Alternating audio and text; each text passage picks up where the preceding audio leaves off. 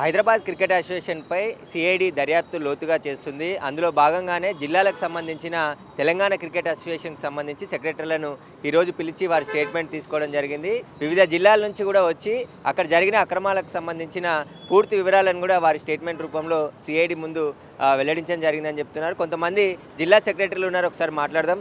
ఎక్కడి నుండి వచ్చారు, మీరు ఏమని చెప్పారు సిఐడికి ఈరోజు?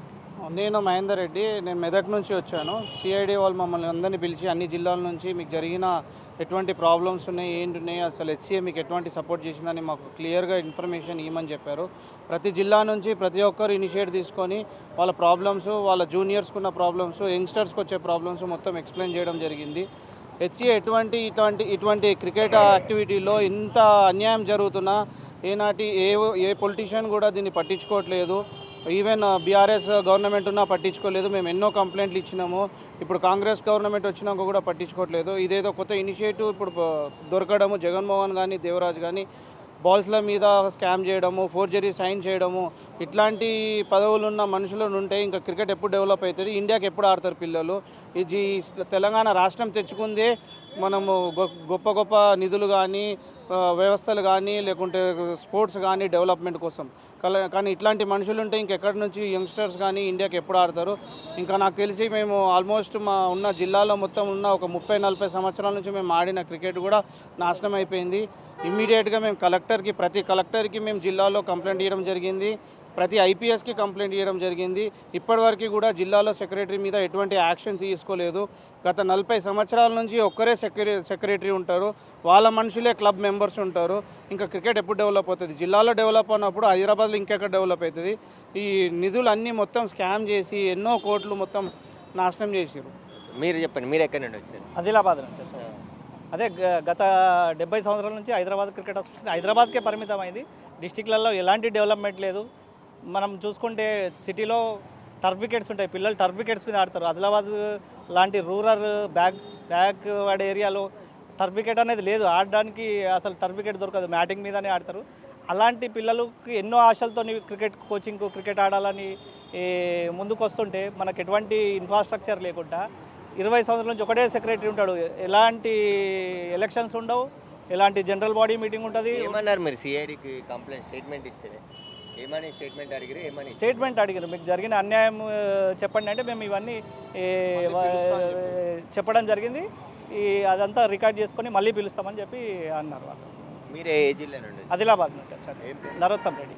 మీరండి స్టేట్మెంట్ ఏమి ఇచ్చారు? నా పేరు వీరేష్ గౌడ్ అండి, ఖమ్మం జిల్లా నుంచి వచ్చాను.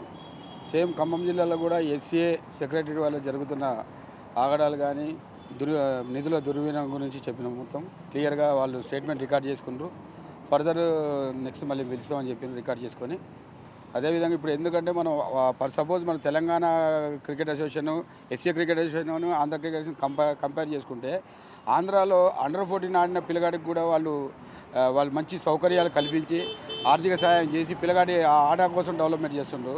మన తెలంగాణలో ఎస్సీఏ ఇంత మంచి క్రికెట్ ఏది హైదరాబాద్ వరకే పరిమితం చేసి మిగతా జిల్లాలో మాత్రం ఏ యొక్క క్రీడాకారుడికి అసలు అవకాశం ఇవ్వట్లేదు, పోయినా తొక్కు పెట్టేస్తున్నారండి. దీనివల్ల క్రీడాకారులు తన భవిష్యత్తు నాశనం అయిపోతూ ఉన్నారు. మంచి భవిష్యత్తు రావాలంటే తెలంగాణ క్రికెట్ ఏర్పాటు చేసి బీసీఏలు అతి త్వరలో తెలంగాణ క్రికెట్ అప్లికేషన్ ఇచ్చి న్యాయం చేయాలని చేకూరుతాను. మీరే జిల్లా? నేను వరంగల్ డిస్టిక్ నుండి వచ్చిన నేను. సో ఇదే విధంగా సిఐడి వాళ్ళు క్లియర్గా అడిగినారు. సో ఎట్లా దీన్ని మిస్టేక్స్ ఇన్ని అయినాయి కదా, మరి మీ నుంచి చెప్పండి అంటే మేము చెప్పినాము. 90 సంవత్సరాలకు వెళ్ళి కూడా ఇట్లనే సేమ్ క్రికెట్ అనేది లేదు జిల్లాలలో. ఎందుకు లేదండి అని అడిగితే ఇప్పుడు ఒక్కొక్క సెక్రటరీ 40 సంవత్సరాలు 30, ప్రతి ఒక్క సెక్రటరీ డిస్టిక్లలో రాజకీయ నాయకులు అండదండలు ఉన్నాయి. మా వరంగల్ ఉన్నది, మా వరంగల్లో ఏంది లోకల్ మినిస్టర్ ఉంటాడు, ఆ మినిస్టర్ బావమరిది బావ ఉంటాడు. ఇద్దరు ముగ్గురు మినిస్టర్ల బావమరిదులు ప్రెసిడెంట్ సెక్రటరీలు. వాళ్ళు క్రికెట్ ఆట రాదు, క్రికెట్ ఆడలేదు. వాళ్ళు వస్తున్నాయి ఏంటంటే మెంబర్షిప్ కోసం వస్తుండ్రు, వచ్చి ఓటేస్తారు, పైసలు తెచ్చుకుంటారు, క్రికెట్ ఆడించేది లేదు. వాళ్ళకే రాదు, వాళ్ళు ఎడికి ఆడిపిస్తారు, ఎవరు ఆట పెట్టుకుంటారు. మేము అదే చెప్పినాం, ఈ విధంగా వీళ్ళు మోసాలు చేస్తున్నారు కాబట్టి జిల్లాలో డెవలప్మెంట్ అయితే లేదు. అదే అడ్వాంటేజ్ తీసుకొని ఎస్సీఏలో వేస్తున్నారు, సేమ్ వాళ్ళు అదే ఫాలో అయ్యి జిల్లాలో వేస్తారు అని చెప్పినాం. అయితే అయితే తెలంగాణ క్రికెట్ అసోసియేషన్కి సంబంధించి జిల్లాల సెక్రటరీలు సిఐడికి ఫిర్యాదు స్టేట్మెంట్ ఇవ్వడానికి ఈరోజు వచ్చారని చెప్తున్నారు. జిల్లాల్లో జరిగినటువంటి అక్రమాలు, ఏ విధంగా అవినీతికి పాల్పడ్డారు హైదరాబాద్ క్రికెట్ అసోసియేషన్ జిల్లా ప్రెసిడెంట్, సెక్రటరీలు, వాటికి సంబంధించిన పూర్తి ఆధారాలన్నిటి ద్వారా స్టేట్మెంట్ ఇవ్వడం జరిగింది. తెలంగాణ క్రికెట్ అసోసియేషన్ కూడా బీసీసీఐలో నెంబర్గా చేస్తే హైదరాబాద్ క్రికెట్ అసోసియేషన్కి ధీటుగా పనిచేస్తూ తెలంగాణలో ఉన్న క్రీడని అభివృద్ధి చేసే అవకాశం ఉంటుంది. క్రికెటర్లు కాని వాళ్ళు క్రికెటర్లుగా ఉన్నారని చెప్పేసి కూడా ఆవేదన వ్యక్తం చేస్తున్నారు. ఇప్పటికైనా ఖచ్చితంగా హైదరాబాద్ క్రికెట్ అసోసియేషన్ ప్రక్షాళన చేసి తెలంగాణ క్రికెట్ అసోసియేషన్ కూడా అందులో మెంబర్షిప్ ఇస్తే ఖచ్చితంగా మిగతా క్రికెట్ అభివృద్ధి జరిగే అవకాశం ఉంటుందని చెప్పేసి చెప్తున్నారు. కెమెరామెన్ పరశురామ్తో సురేష్, బిగ్ టీవీ, హైదరాబాద్.